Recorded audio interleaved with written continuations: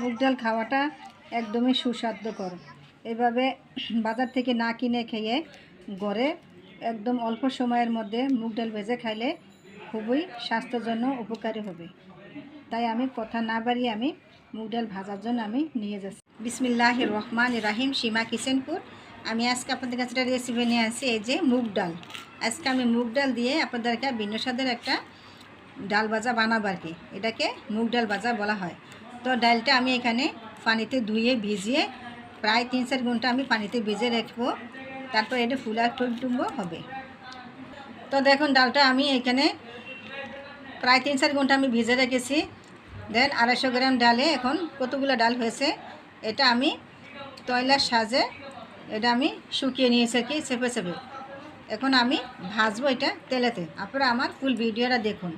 আমি এই যে ডালগুলো ভাজার জন্য এখানে আমি একটা চাকনি নিয়েছি। আগের থেকে কিছু তেল আমি দিয়ে রাখছি, তেলগুলো আমার গরম হয়ে গেছে। তো আমি এই যে চাকনিটার সাহায্য এই যে আমি চাকনিটা আমি এইভাবে দিয়ে দিব। দেখুন এভাবে দিয়ে আস্তে আস্তে খালি নাড়াচাড়া করবো। দেখুন, তো দেখেন এই যে একদম সহজ উপায়। অনেক সময় তেলেতে ঢেলে দিলে কিন্তু মানে এগুলো সরে জায়গা ফুলে জায়গা তোলা যাচ্ছে না, তাই আমি একটা চাকনির সাহায্যে আমি এইভাবে নিয়েছি। তো এইভাবে ভাজলে মুগ ডালটা কখনো নষ্ট হয় না। এই দেখুন এইভাবেই এটা চুলার হাতটা কিন্তু বেশি বাড়া যাবে না, মিডিয়াম টু লো আঁচে রাখতে হবে, তা না হলে কিন্তু এটা মশমশা হবে না, নরম ভাজা হবে কিন্তু মশমশা হবে না। কি এভাবে আস্তে আস্তে নাড়তে থাকবেন। তো দেখুন এই যে আমার মুগ ডাল ভাজাটা হয়ে গেছে। এখন আমি সবগুলো ডালে আমি তুলে ফেলবো।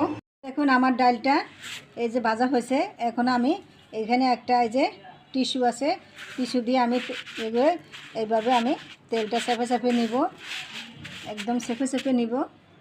তো দেখুন তেলটা এই যে একদম টিস্যুতে খেয়ে ফেলছে, আর ডালটাও মানে জর্জরা হয়ে আসছে। দেখুন তো একদম এই দেখেন জর্জরা।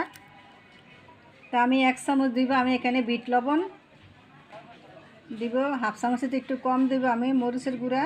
তো সবগুলো উপকরণ আমি একসঙ্গে একভাবে মেখে নিব। তো দেখুন এই যে আমার মুগ ডাল ভাজাটা হয়ে গেছে। প্লিজ আমার এই রেসিপি যদি ভালো লেগে থাকে আমার চ্যানেলটাকে লাইক কমেন্ট করুন এবং নতুন হয়ে থাকলে সাবস্ক্রাইব করুন। আল্লাহ হাফেজ।